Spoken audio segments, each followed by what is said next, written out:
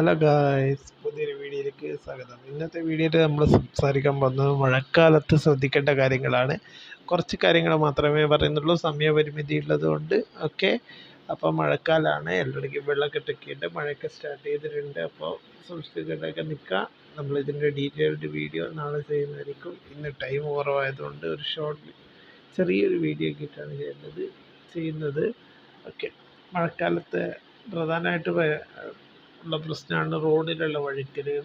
അപ്പോൾ സൂക്ഷിച്ചും കണ്ട് വണ്ടി ഓടിക്കുക. പിന്നെ ഡ്രെയിനേജുകളൊക്കെ ക്ലീൻ ചെയ്യുക.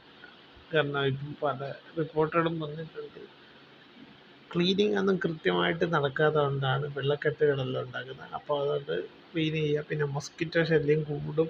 അപ്പം കൊതുകിനെ അകറ്റാനുള്ള കാര്യങ്ങൾ ചെയ്യുക. കാരണം മഴക്കാലത്ത് കൊതുക് ജന്യ രോഗങ്ങളും ജലജന്യ രോഗങ്ങളെല്ലാം വരാൻ സാധ്യതയുള്ളതുകൊണ്ട് കൃത്യമായിട്ട് നോക്കുക. പിന്നെ വെള്ളമെല്ലാം കൃത്യമായിട്ട് ബ്ലീച്ചിങ് പൊടി, കിണറ്റിലെ വെള്ളമൊക്കെ ബ്ലീച്ചിങ് പൊടിയിട്ട് ക്ലീൻ ചെയ്യുക. പിന്നെ വെള്ളക്കെട്ടുള്ള സ്ഥലങ്ങളിൽ നിൽക്കാതിരിക്കുക. എവിടെയെങ്കിലും വെള്ളം കയറിയിട്ടുണ്ടെങ്കിൽ അതായത് ജില്ലാ ഹെൽപ്പ് ലൈനുകളിൽ നിന്ന് നമ്പറുകൾ കിട്ടും, ആ നമ്പറുകളെല്ലാം നോട്ട് ചെയ്ത് വെക്കുക. പിന്നെ പ്രശ്നം ഉണ്ടെങ്കിൽ അതിൻ്റെ എല്ലാം സഹായം തേടുക തുടങ്ങിയ കാര്യങ്ങൾ ചെയ്യുക.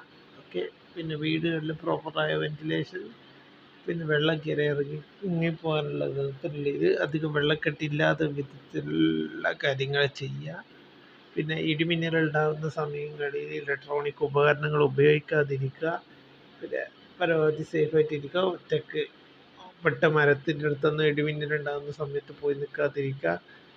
കൃത്യമായ രീതിയിലുള്ള ഇതാക്കുക.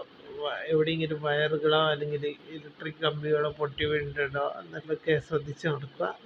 കൃത്യമായ രീതിയിലുള്ള ഫുഡ് വെയറുകൾ ഉപയോഗിക്കുക. പിന്നെ സൂക്ഷിച്ചും കണ്ടൊക്കെ ഡ്രൈവിങ് ചെയ്യുക. അങ്ങനത്തെ കുറച്ച് ടിപ്പുകളാണ് പറഞ്ഞു തരാണ്ട്. അപ്പോൾ ഇന്ന് സമയപരിമിതി ഉണ്ട്. അപ്പോൾ ഇതിനെക്കുറിച്ച് ഡീറ്റെയിൽഡ് ആയിട്ടുള്ള വീഡിയോ പിന്നീട് ഇടുന്നതായിരിക്കും.